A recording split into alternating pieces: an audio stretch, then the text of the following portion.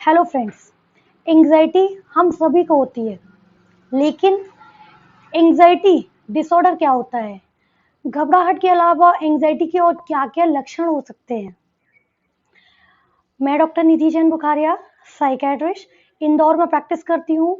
आज आपके साथ डिस्कस करूंगी एंग्जाइटी डिसऑर्डर के सिम्टम्स क्या-क्या होते हैं और इसका ट्रीटमेंट क्या होता है, किस वजह से ये होता है, ये सब। तो सबसे पहले हम एंग्जाइटी के सिम्टम्स डिस्कस करते हैं। सबसे पहले हम सभी को पता है कि इसके सिम्टम्स कुछ फिजिकल सिम्टम्स होते हैं एंड कुछ कुछ कॉग्निटिव सिम्टम्स होते हैं, तो हम दो में डिवाइड करेंगे। तो फिजिकल सिम्टम्स क्या क्या होते हैं?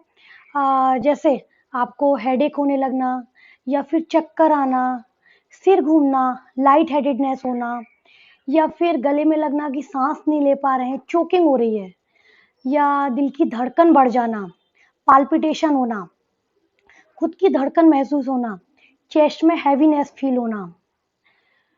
फिर इसके बाद होता है चेस्ट में बर्निंग होना, दर्द होना, जलन होना, एसिडिटी होना बहुत ज़्यादा, पेट में मरोड़ होना, बार बार यूरिन पास करने के लिए जाना या बार बार स्टूल पास करने के लिए जाना, डायरिया होना, नोजिया होना, हाथ पैर कांपने लगना, कंपन होना, बहुत ज़्यादा स्वेटिंग होना, हाथ पैर लूज पड़ जाना, ठंडे पड़ जाना, बहुत ज़्यादा घबराहट होना, ये सभी एंग्जाइटी के सिम्टम्स होते हैं। एंग्जाइटी इन टाइप से प्रेजेंट कर सकती है।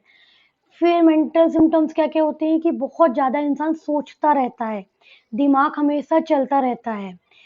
दिमाग में एक सोच आएगा, उस सोच से दूसरी कड़ी जुड़ेगी और एक कड़ी जुड़ती जाती है और एक लंबी चेन में यहाँ से कहाँ तक पहुंच जाता। हर छोटी सी चीज पे वरी होना या कभी कभी बिना बात के ही वरी होना। जैसे एक मेल है, उसका उसकी वाइफ अगर 10 मिनट्स के लिए मार्केट गई है, तो अगर वो 10 मिनट्स के जस्ट बाद नहीं आ पाती है, तो उसे चिंता होने लगती है कि वाइफ अभी तक क्यों नहीं आई है, कहाँ चली गई है, कहीं ऐसा तो नहीं कि आ, कहीं गुम गई हो, कहीं एक्सीडेंट तो नहीं हो गया, आएगी कि नहीं आएगी, कहीं कोई किडनैप करके तो नहीं ले गया। ऐसे बहुत सारे अननेसेसरली थॉट्स, कहाँ से भी कहाँ तक पहुंच जाना।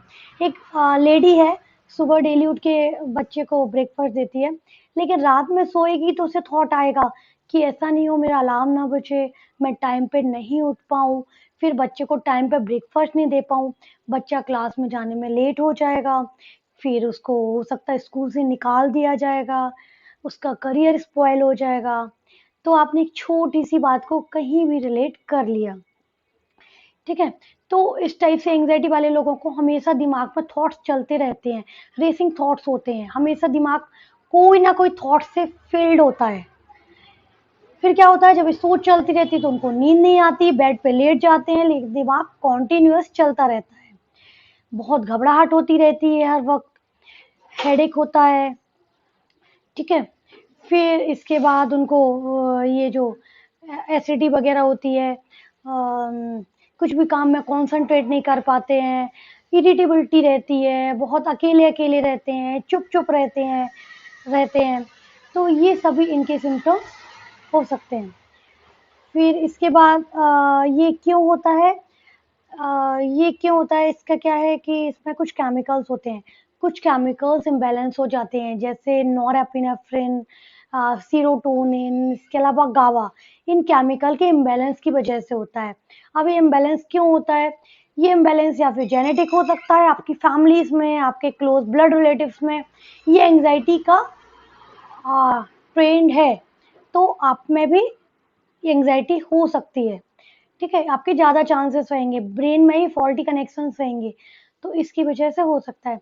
या फिर आपका बचपन में अगर बहुत ज़्यादा ट्रॉमेटिक लाइफ रही है, चाइल्डहुड एब्यूज़ वगैरह रहा है, कोई सीवियर ट्रॉमा रहेगा जिसकी वजह से एंग्जाइटी के ट्रेट्स आने लगेंगे। या फिर आपको करंट में बहुत स्ट्रेसर्स हैं, तो एंग्जाइटी हो सकती है। या फिर आपकी पर्सनालिटी ही एंग्सियस, डिपेंडेंट, ओसी इस टाइप की पर्सनालिटी है, तो आप में एंग्जाइटी के ज़्यादा चांस रहेंगे। इसके अलावा जो लोग स्मोकिंग करते हैं, अल्कोहल लेते हैं या फिर कभी कोई थायराइड इम्बैलेंस, इनकी वजह से भी एंग्जायटी डिसऑर्डर हो सकता है। तो ये सभी एंग्जायटी के कॉजेज़ हैं। फिर इसके बाद क्या-क्या हो सकता है एंग्जायटी डिसऑर्डर में? जैसे जनरलाइज़ एंग्जायटी डिसऑर्डर हो सकता है, पैनिक डिसऑर्डर हो सकता है, सेपरेशन एंग्जायटी डिसऑर्डर हो सकता है, पोस्ट ट्रॉमेटिक स्ट्रेस डिसऑर्डर हो सकता है, फोबिया हो सकता है, social anxiety disorder, obsessive compulsive disorder. तो ये बहुत सारे इसमें डिसऑर्डर्स हो सकते हैं। इनको सेपरेट हम अलग-अलग वीडियोज़ में डिस्कस करेंगे।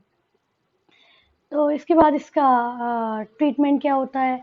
इसका ट्रीटमेंट होता है, इसके लिए एंटी एंग्जायटी मेडिसिन्स होती हैं, साथ में इसके लिए साइकोथेरेपी, काउंसलिंग करते हैं और साथ में लाइफ़स्टाइल मॉडिफ़िकेशन होता है। सबके कॉम्बिनेशन से इसके बेस्ट रिज़ल्ट आते हैं। तो अगर किसी को भी एंग्जायटी हो, एंग्जायटी के ऐसे-ऐसे लक्षण आ रहे हों, तो डेफ़िनेटली उन्हें ट्रीटमेंट लेना चाहिए और उसको ठीक करना चाहिए। ठीक, नमस्ते।